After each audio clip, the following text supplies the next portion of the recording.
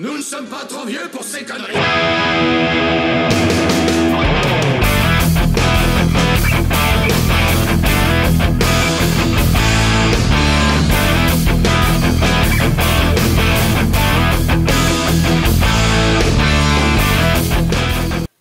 Hello, bienvenue dans cette nouvelle émission de Nous ne sommes pas trop vieux pour ces conneries, où j'ai l'honneur et le plaisir de recevoir ce soir la Taverne de Lug, alias Camille. Hello Camille. Salut, écoutez, bonsoir à toi. Je te remercie pour l'invitation et bonsoir à ceux qui vont nous regarder plus tard en off, puisque là on enregistre. Là on enregistre tranquillement. Donc voilà, comme j'étais un petit peu, j'avais une tantinite tout à l'heure. Ça se trouve, je vais peut-être mourir en direct et comme ça tu pourras avoir des millions de vues. Je ne pense pas, je n'espère pas. Non, en tout cas, je te remercie énormément. Voilà. C'est très sympa. Vas-y, je te laisse la parole parce que c'est quand même chez toi, quand même. Hein, donc, ça me faisait plaisir de t'avoir, Camille, parce que effectivement, tu m'as souvent invité sur ta chaîne. Et là, je te renvoie la balle pour traiter un sujet, effectivement, qui nous intéresse, que tu as traité aussi avec la censure, avec certaines choses. Donc, je suis sûr que tu as plein de choses à nous dire là-dessus. Et non, pas du tout. Et après, alors peut-être pour ceux qui ne te connaîtraient pas, est-ce que tu peux faire une petite présentation de ta chaîne, de ce que tu proposes, de quoi tu parles de manière générale? Très bien.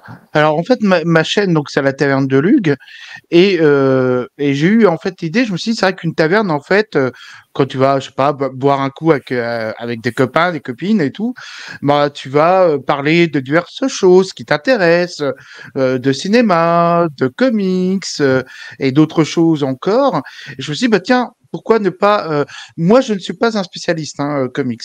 Bon, voilà, je ne suis pas un spécialiste. Je peux pas faire comme Sofiane fait, et excellemment bien d'ailleurs, sur sa chaîne d'Elion Prod. Moi, j'en suis pas capable. C'est pour ça que j'invite finalement des personnes qui parlent mieux que moi de sujets comics, ou alors de séries, comme par exemple j'ai invité Xavier Fournier, Alain Carazet, pardon, pour les séries, Xavier Fournier pour les comics, ou j'invite aussi des auteurs de comics français à qui on donne pas suffisamment la parole, et aussi de manga shonen des Caraïbes, je pense à la Planète Taku. Donc c'est vraiment une chaîne, voilà, vous pouvez trouver du cinéma, je vais inviter Microciné dans pas longtemps. C'est une chaîne éclectique, on va dire, où on parle de tout. Voilà. Et j'invite plein de monde à chaque fois qui vont traiter de tel ou tel sujet. C'est une chaîne de partage, effectivement, sur des sujets divers et variés. Exactement. Et alors, on te retrouve sur YouTube. Je ne sais pas si tu as d'autres réseaux sociaux. Sur Facebook aussi, on peut te retrouver sur Facebook aussi, sur Facebook et sur Twitter. Mais Twitter, c'est simplement pour lancer en fait mes vidéos, quoi, en fait, pour partager mes vidéos. Et peut-être Twitch. Là, je suis en train de me tâter un petit peu si je vais pas créer une chaîne Twitch. Après tout, j'ai 51 ans, je me dis, après, voilà. Pourquoi pas, hein. De toute façon, le Twitch, ça c'est pas mal aussi par rapport à ton type d'émission, hein, effectivement, de discussion, de présentation et autres, sans avoir un certain nombre de contraintes YouTube. On peut dire c'est ça aussi. Ouais. Ok, très bien. Alors, comme d'habitude, à chaque invité, est-ce que tu peux nous raconter un petit peu quel était ton parcours de lecteur du 9e art, par quoi tu as commencé, quelles ont été tes influences au fur et à mesure de tes années de lecture? Alors, Strange 94, j'ai retenu. Oui, mais t'inquiète pas, on va y revenir. Mais peut-être est-ce moins vrai maintenant, mais en tout cas, à mon époque, je suis né en 1972.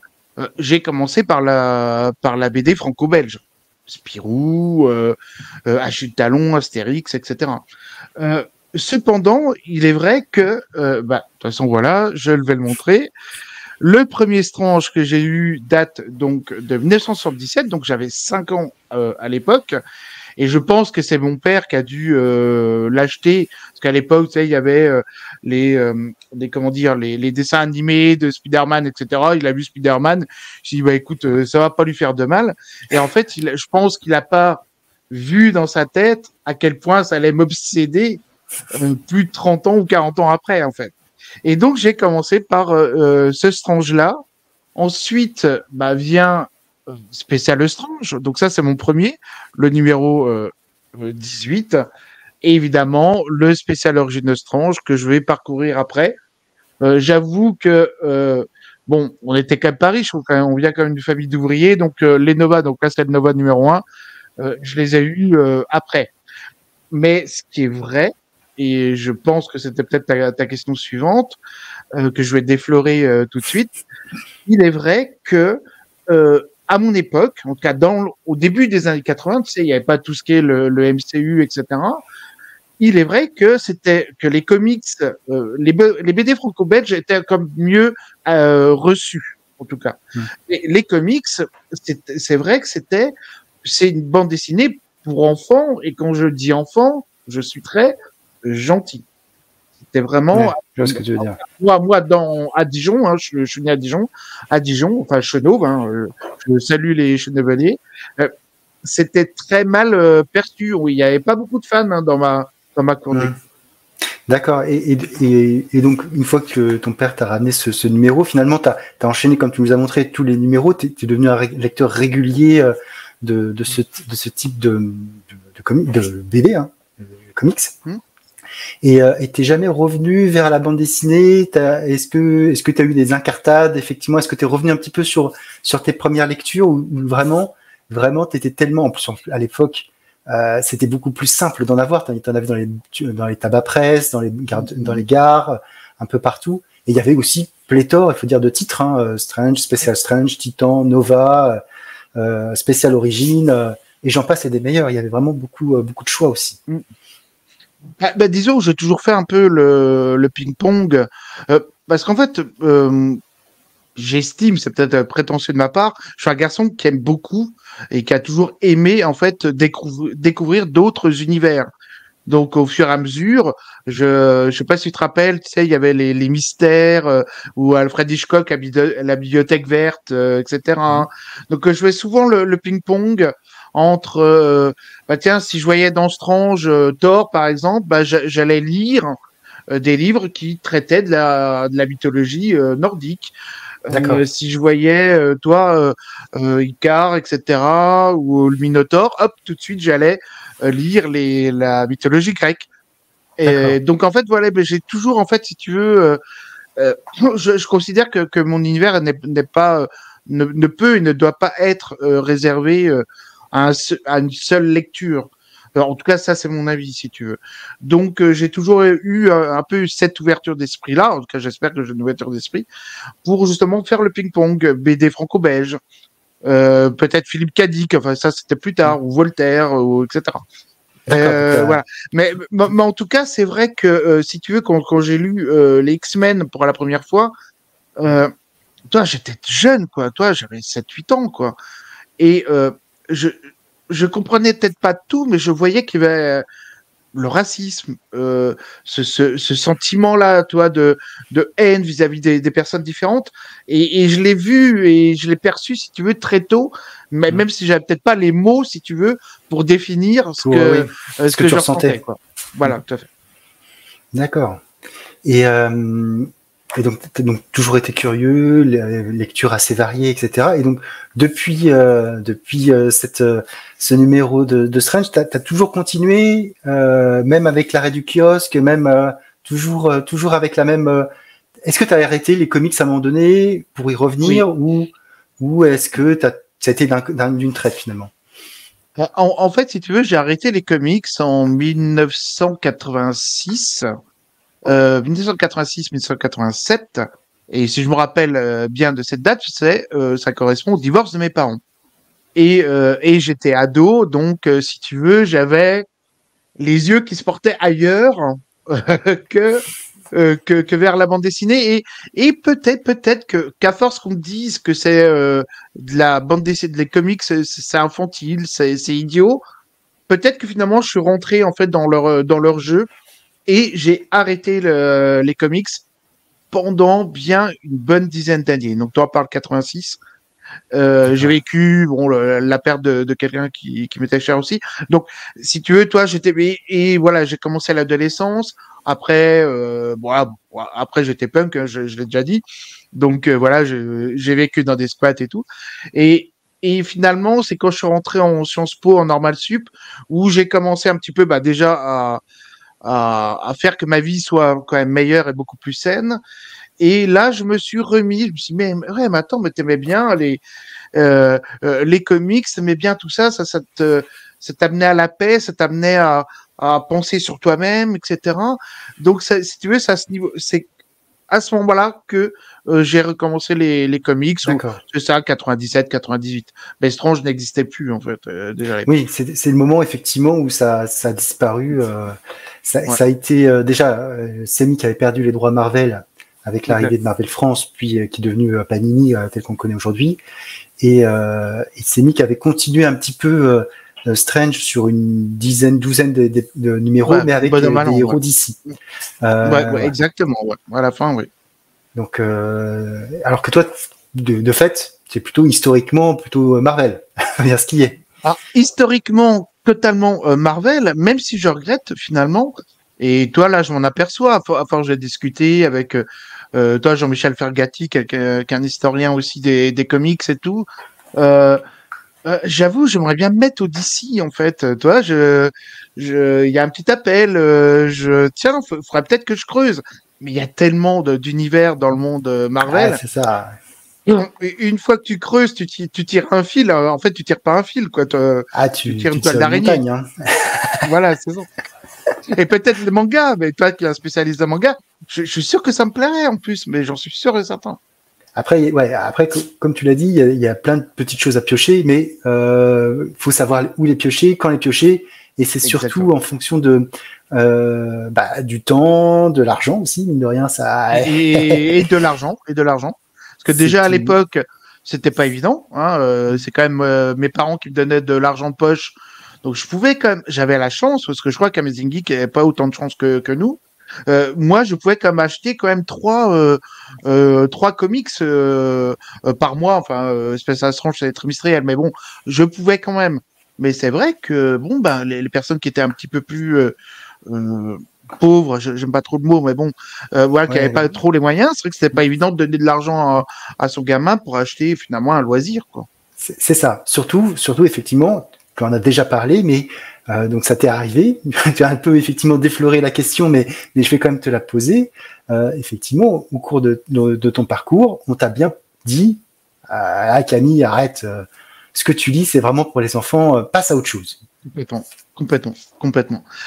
C'est-à-dire qu'en fait, ils n'arrivaient pas à comprendre. Et est-ce que c'était mal intentionné? Peut-être pas, je n'en sais rien. Mais disons qu'ils n'avaient pas la culture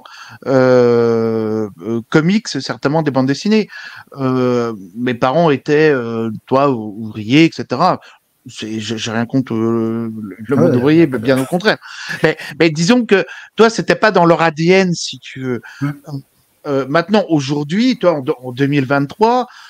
Tu peux aller sur Internet, tu as le MCU, les jeunes parents d'aujourd'hui qui avaient le même âge que mes parents à l'époque ont baigné dans cette culture geek, en fait, finalement.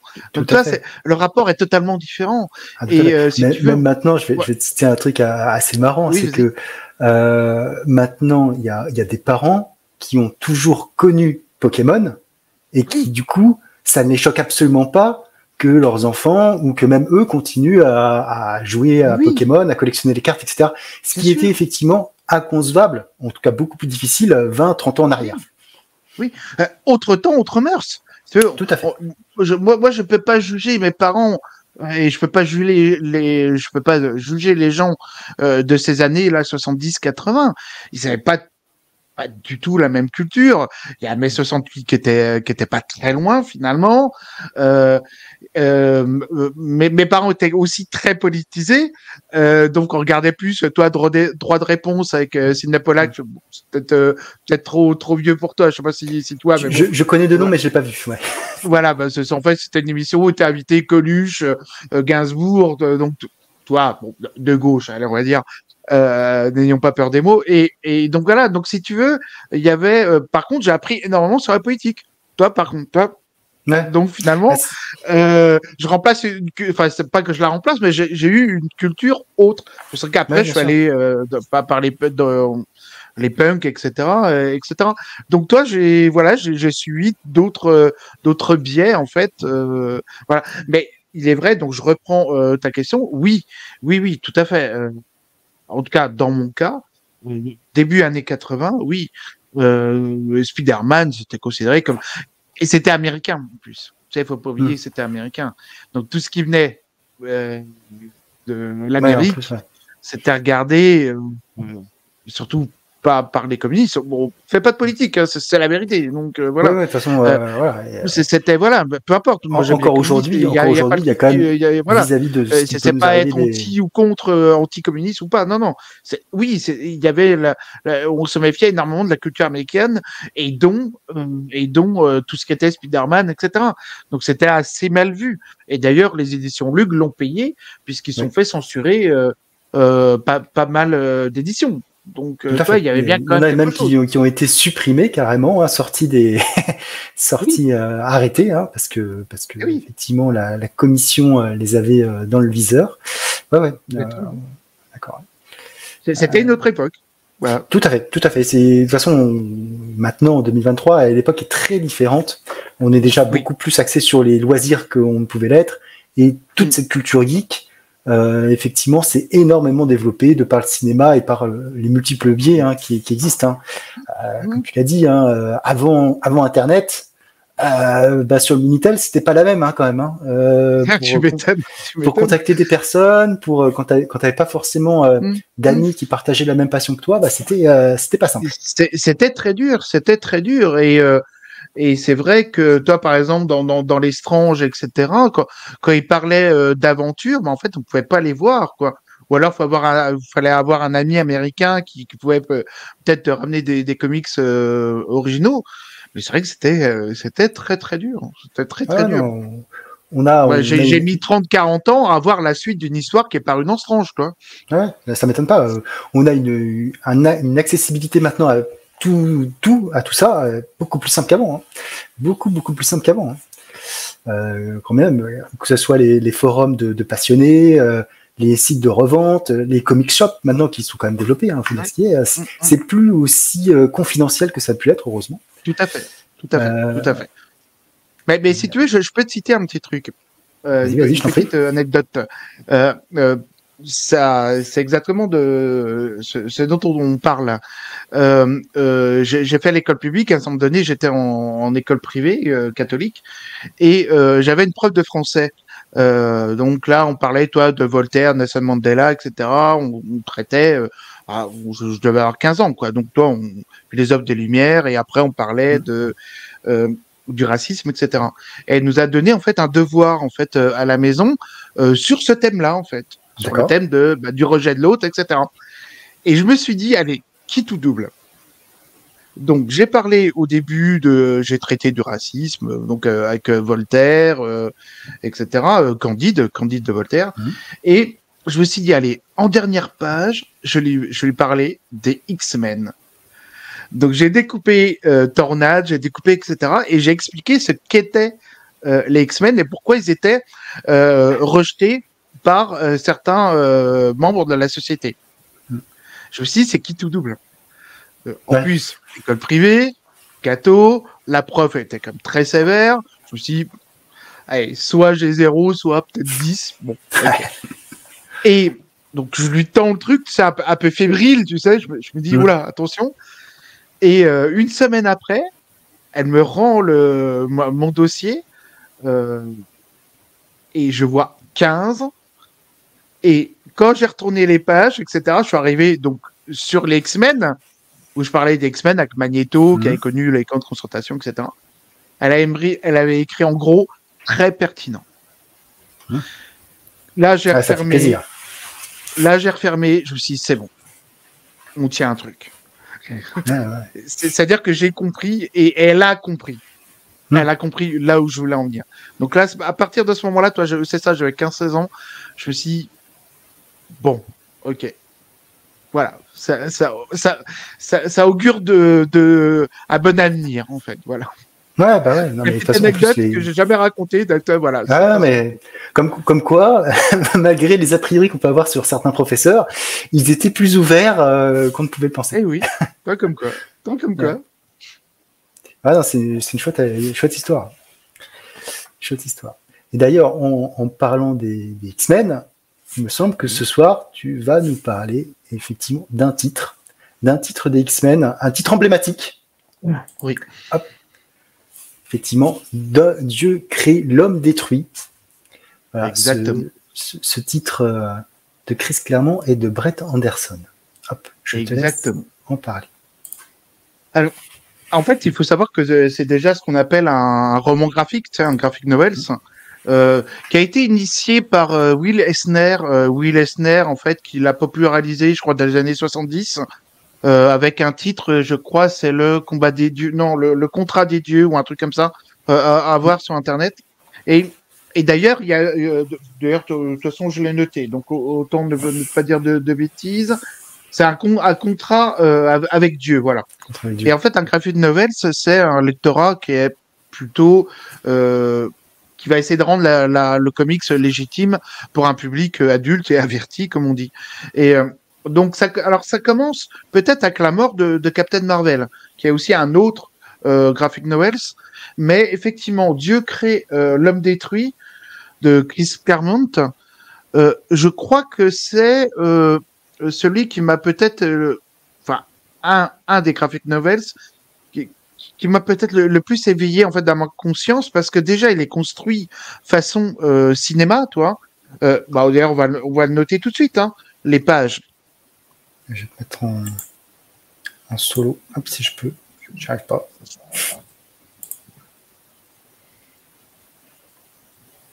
Oui, les pages avec effectivement ce. De toute façon. Ce noir.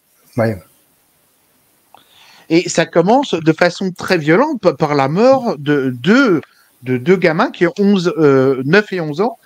Et ça commence quand même tragiquement. Enfin, je veux dire, tout à fait. Déjà, les 2 premières pages, déjà, là, tu vois à quel point ça va être oppressant. Et tu te dis, oula, où est-ce que ça va se terminer? Et donc, sur nous allons... la mort de ces deux enfants, qui sont des enfants afro-américains, il y a aussi toute la question, parce qu'on ne sait pas au début où est-ce que ça nous emmène, etc. Et quand on sait pourquoi ils ont été tués, ça, on se dit, ah oui, c'est... On est au-delà de tout, quoi. Mais il y a plusieurs lectures, hein, de toute façon, dans ce recueil-là. Il y a vraiment beaucoup de lectures. Et je vais donc il y a Magneto qui va revenir, mais je sais pas si tu te rappelles. Donc dans le chapitre 20, ouais. Et c'est pour ça que je dis c'est un peu cinématographique. On a un enchaînement de. Voilà, le chapitre 20. Donc tu as Chris Claremont qui dit 73 Wellington Road. Wellington, il faut savoir que c'est un gouverneur du Canada et aussi des Indes, ce qui peut faire penser à la colonisation. Ensuite, dans le centre de Salem, où l'ancienne danseuse Stevie Hunter, donc Hunter déjà à la chasse, donc déjà d'entrée, mais Stevie Hunter, qui est une effectivement danseuse noire. Donc après, là, on peut penser aussi à l'esclavage. Pourquoi il commence par ce personnage-là? Pourquoi il l'évoque au début? Ça aurait pu être Charles Xavier. Non. Il décide de commencer par Steve Hunter. Il dit pas un autre personnage. Et en plus, après, nous voyons dans la case d'après Kitty Pryde. Et qu'est-ce qu'elle a, Kitty Pryde? Elle a la croix de David. De l'étoile de David, pardon. Ouais, parce Donc que juive. effectivement, elle est juive. Donc juive. Donc là encore, on a encore une autre évocation d'un peuple opprimé, on va dire. Et qui va interrompre le conflit entre Dany et Kitty Pryde? C'est Colossus, c'est-à-dire Pietr Rasputin, qui lui est russe. Donc ça nous renvoie aussi aux dictatures des pays de l'Est. Donc toi, en quelques cases, si on les analyse bien, aussi, ça traite de la colonisation, de l'esclavage, du racisme, Nelson Mandela, en Afrique du Sud, l'apartheid, les dictatures du pays de l'Est, etc. Ouais. Et s'il choisit ces personnages-là, Ah, c'est pas anodin. C'est pas anodin. C'est pas anodin. Il pourrait mettre le fauve, par exemple. Bon, Ah ouais. pourquoi pas? Non, c'est pas anodin. Et donc c'est pour ça que et quand il parle de ça, tu sais, ça me fait penser à donc à quand je parle de la colonisation, donc tu sais que c'est les Espagnols en 1492, machin, qui ont commencé à envahir l'Amérique. Et il y a eu cette, c'est ce qu'on appelle la controverse de Valladolid, en fait, où en Espagne on a on s'était demandé si les Indiens avaient une âme. Et s'ils en avaient une, alors on pouvait pas les rendre esclaves. Et s'ils en avaient, oui, c'est ça, s'ils en avaient une, on pouvait pas les esclavager, voilà, je cherchais le mot. Et s'ils n'en avaient pas, on pouvait. Bon, bah, suite à la controverse de Valladolid, on a décidé qu'ils en avaient une, les Indiens. Donc, d'où découle par la suite, alors je résume, hein, je caricature, la traite des esclaves, avec le fameux triangle d'or, etc. Donc toi, ça pose plein de puzzles comme ça. On peut aller très loin. À un moment donné, il parle de Golgotha, qui est un grand immeuble où vit Stryker, qui est donc l'extrémiste religieux. Golgotha, c'est la colline où a été crucifié Jésus. Voilà. Donc toi, t'as plein comme ça de petits puzzles, etc. Et si tu t'amuses, en fait, et dans le truc où t'as mis Diablo, je crois, le truc de Diablo, tu sais, dans l'image là précédente. Hop, voilà. Et toi, comme il dit, est-ce que vous appelez ça un humain? Est-ce que c'est ça? Vous appelez ça un humain? Ben, c'est la controverse de Valladolid. C'est-à-dire, donc ça, en fait, vous considérez ça comme un humain, mais est-ce que les Noirs sont des humains? Est-ce que les Indiens sont des humains? Toi, c'est ça? C'est ce scénario-là. Et quand tu vois et d'ailleurs, striker, c'est strike to strike.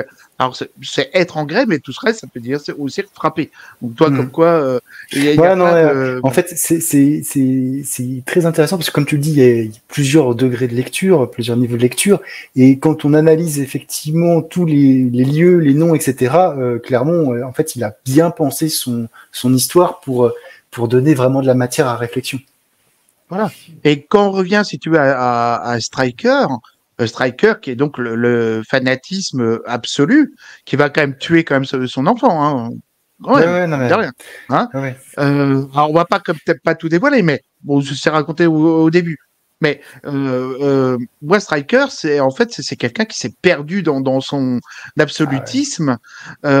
Et j'ai cité pour l'interview enfin une autre interview, peu importe. J'aime bien cette phrase de Nietzsche: quand tu regardes l'abîme, n'oublie pas que l'abîme te regarde. C'est-à-dire qu'en fait, si tu combats un monstre, fais attention de ne pas devenir encore un monstre encore plus dangereux, en fait. En tout cas, ne deviens pas pire que celui que tu veux combattre. Voilà, en gros, c'est ça. Et j'ai l'impression que lui, il est totalement fanatisé. Il devient un monstre complètement plus perdu. Il s'est perdu à tout niveau. Hein. On voit effectivement, il est aveuglé par cette quête qui juge juste, mais qui, au contraire, qui est est totalement injuste. 2, va à l'encontre de la religion. En fait, il coche toutes les mauvaises cases. Quoi. Oui, c'est ça, c'est exactement. C'est-à-dire qu'il n'a plus de raison, en fait. Il a plus de raison. Il a totalement et ce serait bon. Bah, il se plaît à raconter la Bible, mais ça pourrait être un autre ouvrage. Ça pourrait être une secte. Ça peut être n'importe qui. Ah, ça peut être n'importe quel ouvrage pour trouver les phrases qui justifient ses actes, mais sortis de leur contexte. Vraiment, c'est reprendre juste. Ouais, non, c'est terrible. Et le pire, moi, je veux dire ça, Julien. Le pire.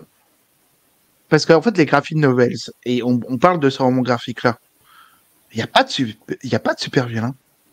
Ah non. Il y a plus de Docteur Fatalis. Et moi, je veux dire, c'est peut-être ça le plus grave. C'est qu'en fait, on s'aperçoit que c'est un humain. C'est-à-dire qu'il est autant humain que nous. Après, on pourrait se défausser. Bon, c'est Docteur Fatalis, etc. Mais c'est pas, ouais, non, il n'a pas de super non, pouvoir. Il n'a pas. Ah ouais. Et c'est peut-être ça le plus grave. C'est-à-dire qu'en fait, il fait partie de la même humanité que nous. Ouais. Et c'est peut-être ça aussi le message. Et je pense que c'est ça le message aussi. C'est que méfiez-vous, justement, méfiez-vous. Finalement, votre frère, il peut devenir totalement fanatisé, alors que pourtant c'est un humain. C'est exactement ça. Et dans cette histoire, c'est aussi le cas. Finalement, c'est pas parce que les personnes sont différentes ou en tout cas visuellement ou de par leurs habitudes sont différentes qu'elles sont mauvaises. Alors que effectivement, comme tu disais, ton voisin, ton frère qui s'habille comme toi, qui peut avoir la même couleur de peau, etc. Bah lui peut être complètement fou, psychotique et ça. Exactement. Il peut partir en plein délire, etc. pour des problèmes psychologiques ou autres, ou de drogue ou je ne sais quoi d'autre.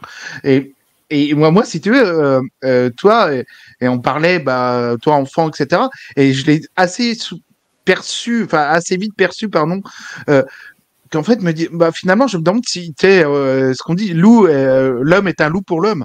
Et je me demande si finalement le pire n'est pas l'homme, finalement. Ah oui. De toute façon, attention, je suis un garçon nostalgique et très pessimiste, hein, donc je vais plomber ton live, tu vas voir. Avec ce que j'ai choisi de toute façon après, je t'inquiète pas que ça va pas être joyeux non plus. Hein. Ah bon, d'accord. Okay. Ouais, non. Mais c'est bien, mais en tout cas, voilà, c'est exactement ça. C'est de toute manière, faut se poser une réflexion et on voit bien, malheureusement, on l'a vu, hein, tous les dictateurs ne payaient pas de mine. Hein. C'est pas des personnes qui en imposaient physiquement, etc. Et pourtant, ils ont causé des ravages. Ils ont causé la misère de millions de personnes. Bien sûr. Mais de toute façon, tu sais, je veux dire, la plupart des dictateurs, en fait, ils ont un pouvoir aussi de fascination. Il faut pas oublier ça. C'est Gustave Le Bon dans la psychologie. Je pensais pas que j'en ai parlé. Gustave Le Bon dans la psychologie des foules, qui a été souvent repris, alors soit par des dictateurs ou alors par quelqu'un des résistants comme De Gaulle, ou même chanteur des Doors. J'ai mis. D'accord. Chanteur des Doors, voilà. Et donc, en fait, les foules, si tu veux, à un moment donné de colère, etc., vont se trouver un leader. Elles seront prêtes à croire n'importe quoi du moment que leur leader leur dit ce qu'elles ont envie d'entendre, en fait. Et Gustave Le Bon, la psychologie des foules, vous pouvez taper sur Internet.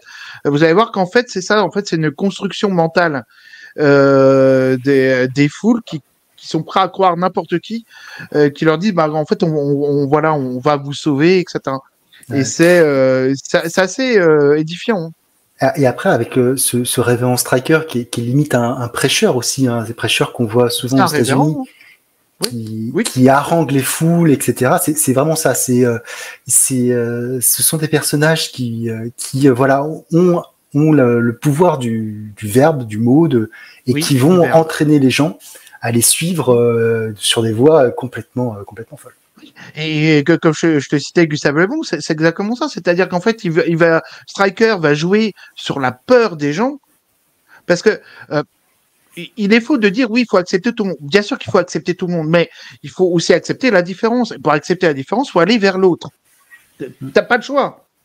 Faut pas dire tout le monde est beau, il est gentil. Non, ça c'est une connerie. Il faut aller voir faut voir les autres et après tu te fais ton avis ou pas, quoi. Mais il faut voir les autres.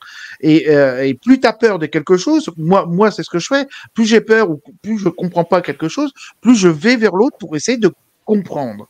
Et souvent, je m'aperçois que j'ai eu tort. Et si j'ai tort, j'ai tort. Point. C'est pas grave. Il faut l'accepter. C'est comme ça que j'apprends. Et c'est comme ça que j'apprends, toi. j'avais un copain cambodgien, il m'a invité à une fête cambodgienne, on a commencé à danser, etc.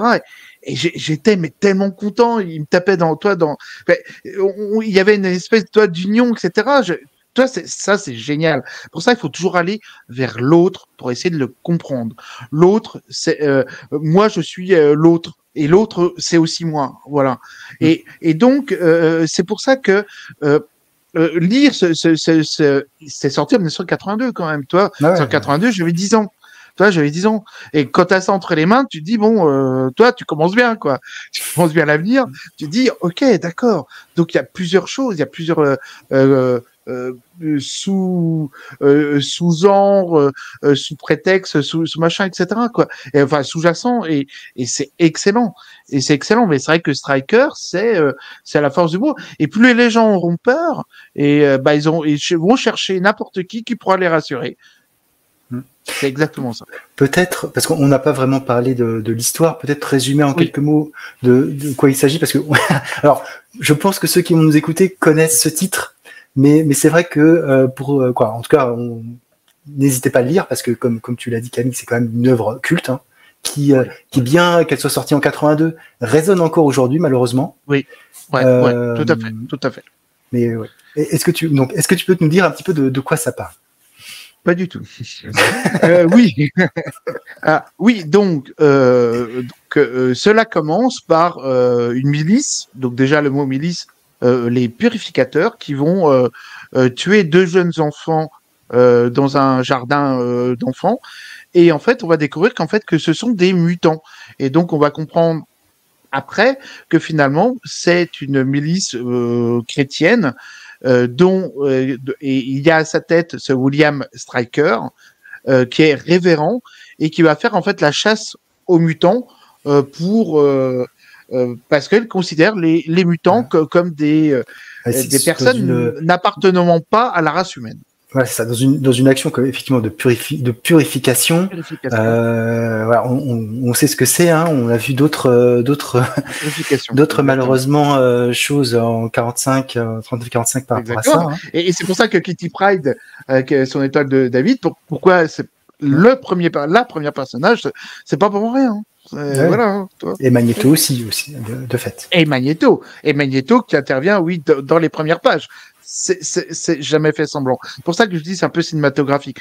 Mais en fait, si tu veux, j'ai envie de résumer, mais j'ai envie aussi de laisser oui, je pense que tu veux dire. La couleur de la saveur, parce que quand vous allez goûter ce roman graphique, vous n'allez pas le quitter des mains. C'est pas possible. En plus, c'est vrai que c'est pas une œuvre, ça fait pas 300 pages. Je crois que ça fait 70-80 pages. Ça se lit quand même très très vite. Ça se lit assez vite. Il n'y a pas de pages, mais bon, tiens, voilà. Hop. Et donc voilà, et donc après ça va être en fait la chasse, mais ça va être une chasse à l'homme. D'ailleurs, c'est l'Alali en fait pratiquement de ces fanatiques religieux contre les X-Men. Ils vont donc il y aura de la torture. Il y aura de la torture. Le professeur Xavier il va quand même se faire torturer, se faire supplicier, se faire crucifixier dans l'immeuble Golgotha donc et voilà, et donc en fait c'est tout ce rapport-là. Ce qui est intéressant, et je sais pas si tu l'as remarqué, c'est qu'il y a quand même des humains qui sont pour les X-Men, qui voient très nettement que ça va trop loin, que le révérend Stryker va trop loin dans son fanatisme, et tu as quand même des humains qui vont aider les X-Men. Parce qu'à un certain moment donné, tu as Kitty Pryde qui va se faire... qui va essayer de s'enfuir, elle va arriver dans un métro, etc. Et tu as un flic qui va essayer de la défendre. Moi, je me souviens effectivement du policier. Ouais. Tu as un flic qui va essayer de... Et d'ailleurs, je sais pas si tu as remarqué, c'est souvent les flics qui prennent la défense des X-Men.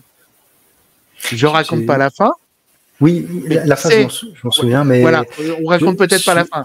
Mais j'avais pas fait attention, effectivement, au fait que ça soit justement les représentants de l'ordre qui mettent le haut là. Interviennent.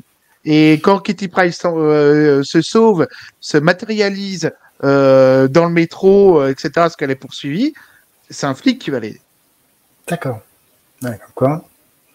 Il y a beaucoup de messages que Claremont voulait faire passer dans ce. Oui, non, mais carrément. C'est très riche. Toi, regarde là, c'est dans cette page-là.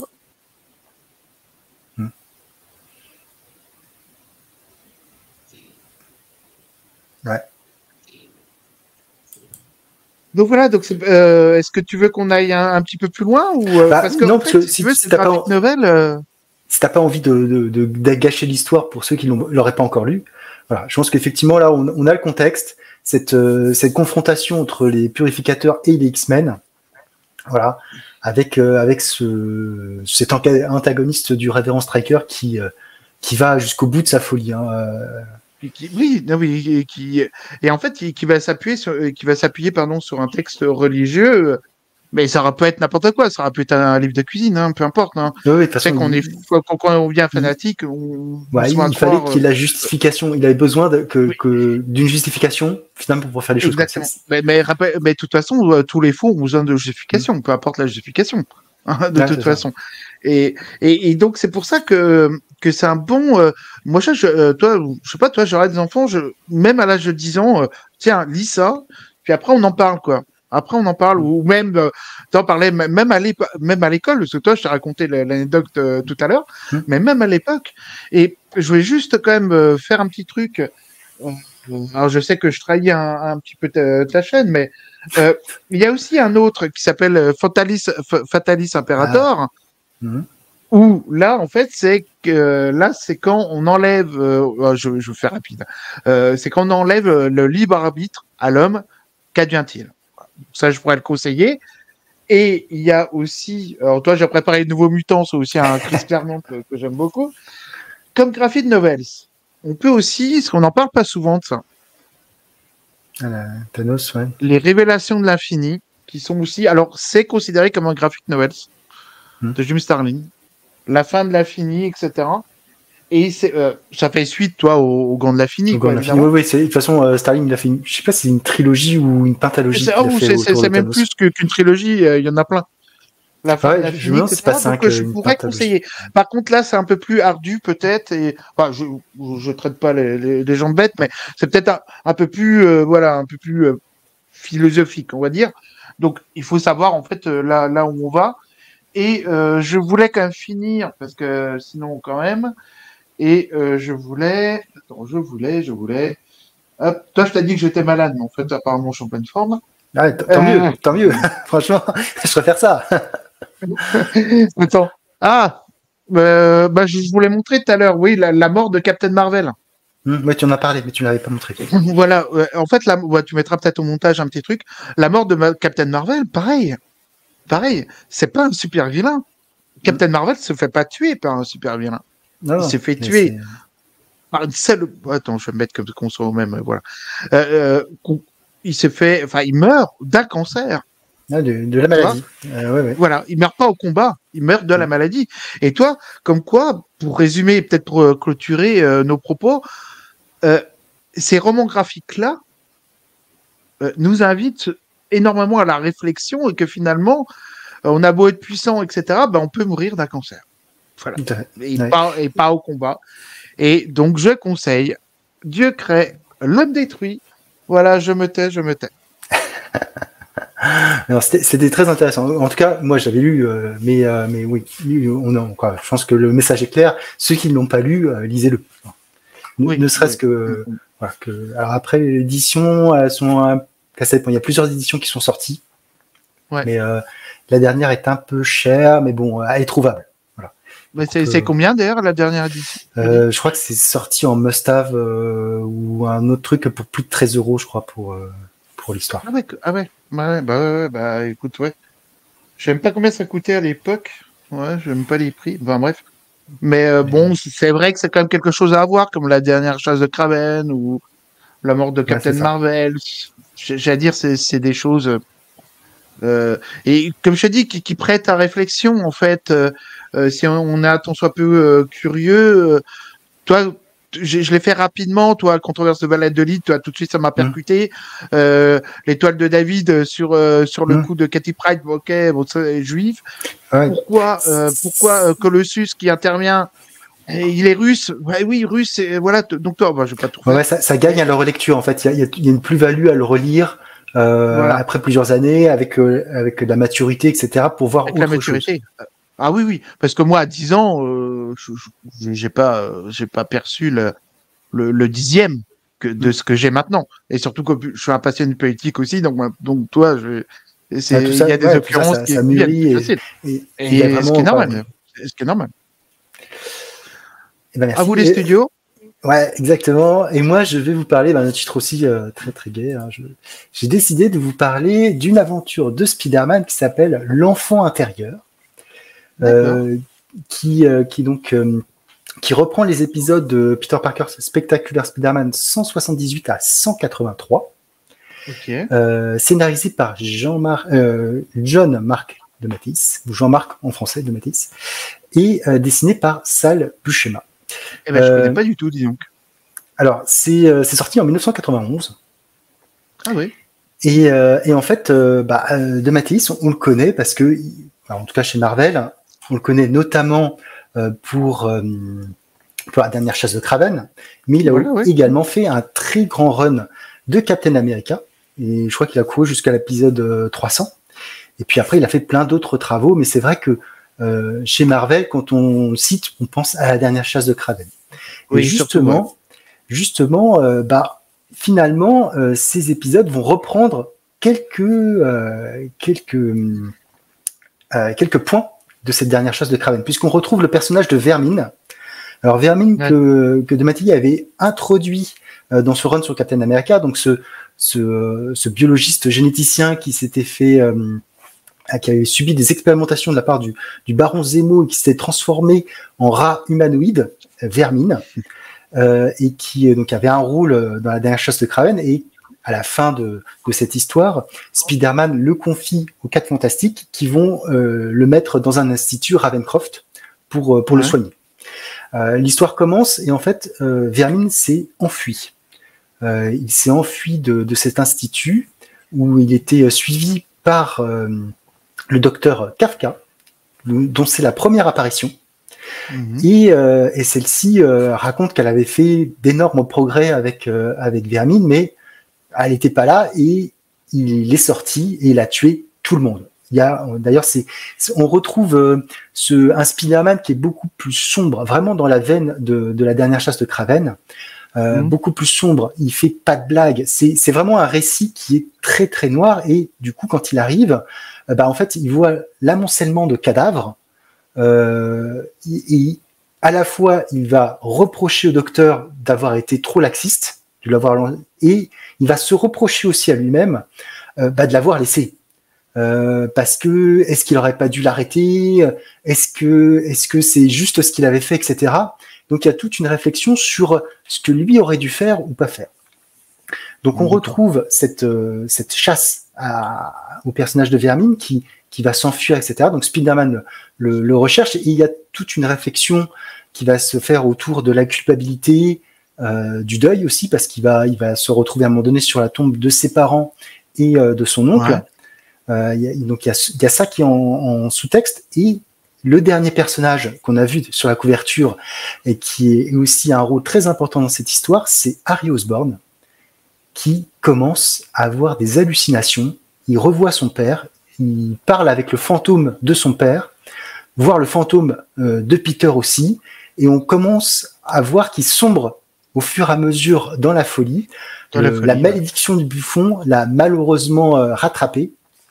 Et voilà. Et donc, alors pourquoi l'enfant intérieur? Parce qu'en fait, ces 3 personnages, Peter, Vermine et Harry, ont tous eu un rapport avec leurs parents très compliqué, très particulier, et qui entraîne chez eux des sentiments à la fois de honte, de culpabilité, de rejet.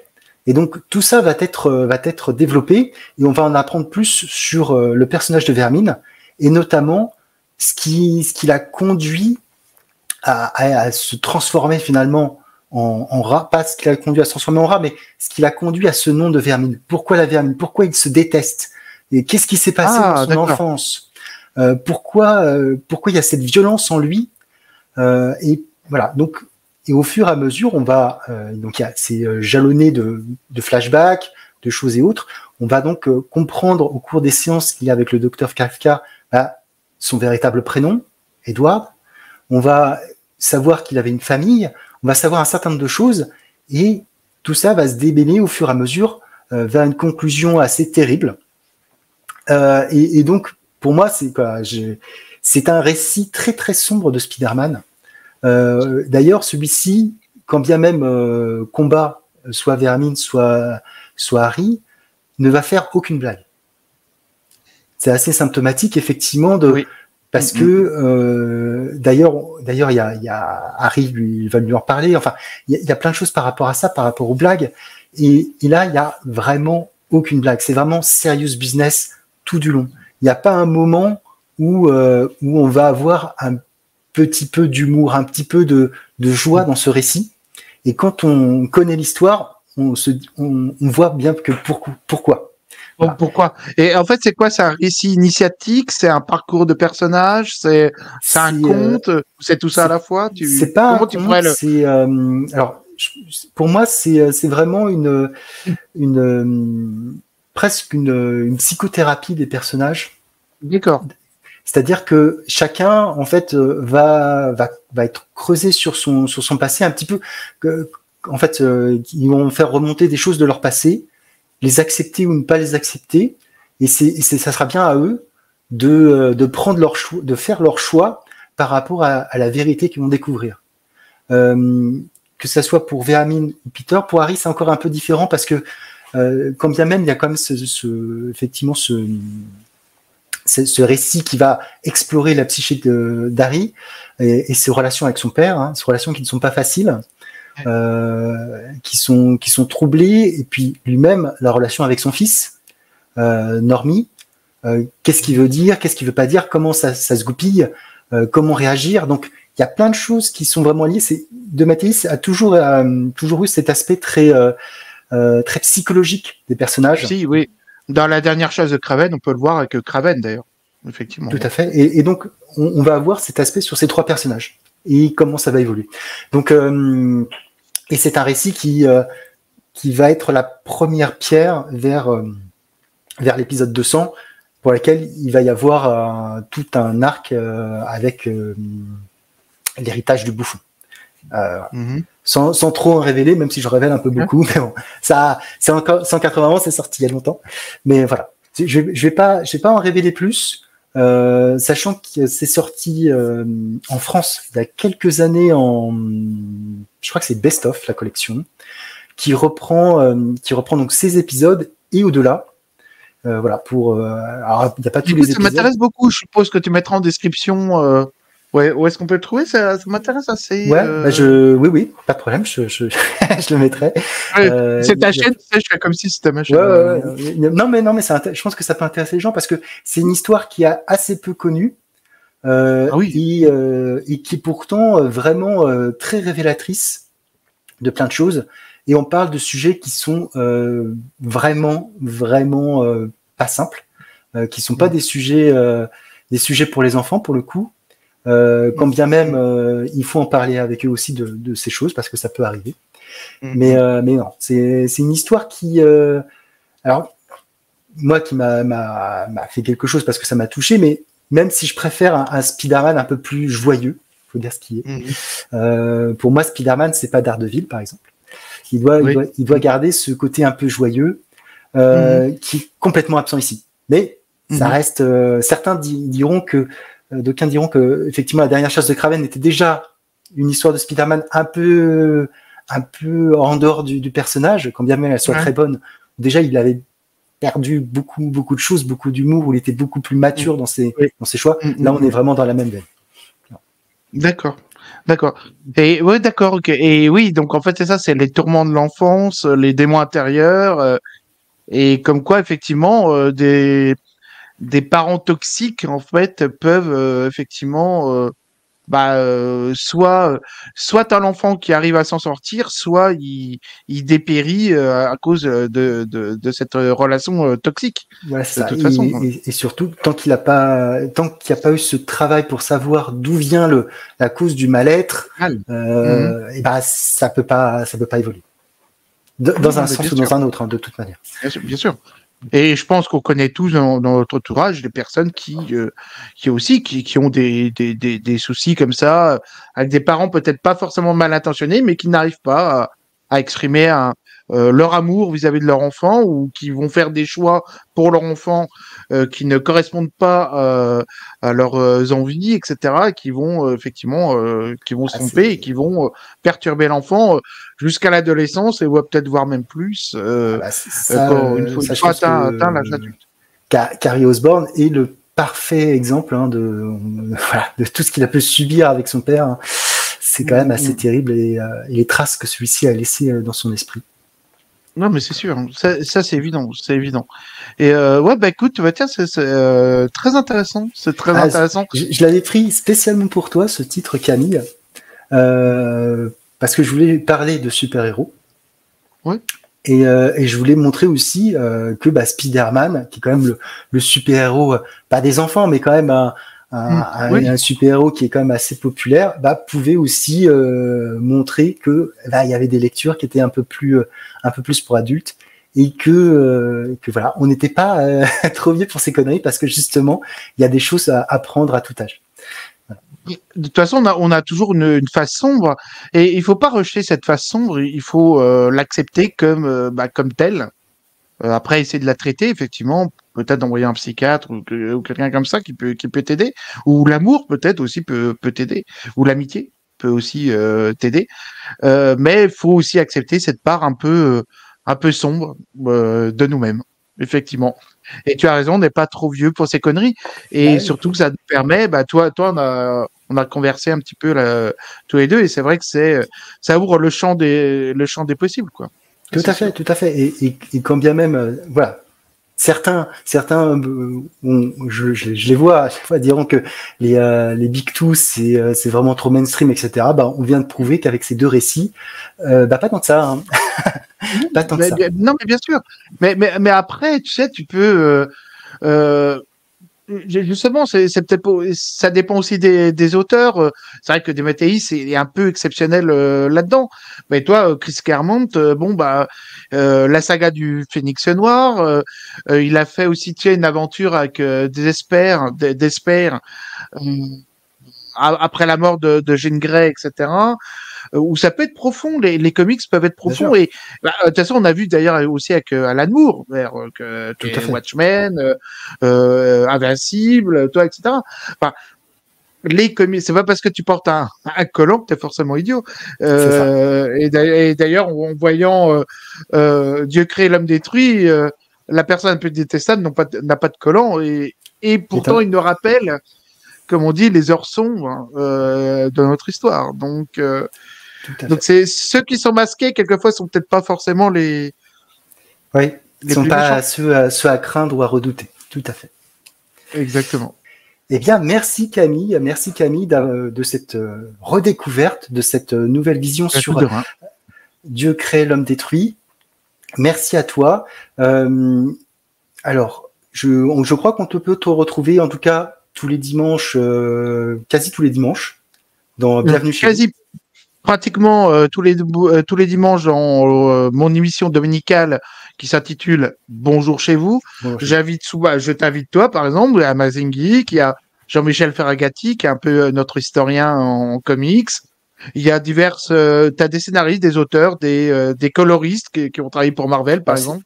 C'est vraiment la taverne dans toute son ampleur. Voilà, exactement. Voilà, quelqu'un qui fait des mangas shonen des Caraïbes, canadien, etc., Melting Pot. Je parlerai aussi de cinéma avec Microciné, le 10 mai. Et le 12 mai, il me semble qu'on se revoit. C'est possible. Et effectivement, parce que en plus de ces émissions dominicales, tu fais également des interviews, des émissions, des hors-séries, voilà, où tu interviews des personnes, où tu lances des débats. Voilà, et là, ce dimanche, je fais un reportage dans un magasin de boutique tenu par un ami de figurines, manga, Marvel et DC. Et je vais faire aussi d'autres hors-séries sur le handicap, toi, par exemple. Donc voilà, c'est une chaîne que j'essaye généraliste. J'ai dit, je ne suis pas spécialiste, donc j'invite des spécialistes. Voilà. Merci. Merci Camille. Ciao Julien, Merci ciao à tous. N'hésitez pas à vous abonner sur la chaîne de Camille. Et sur ce, allez, je vous dis à très bientôt. Ciao, ciao. Ciao, ciao. Nous ne sommes pas trop vieux pour ces conneries.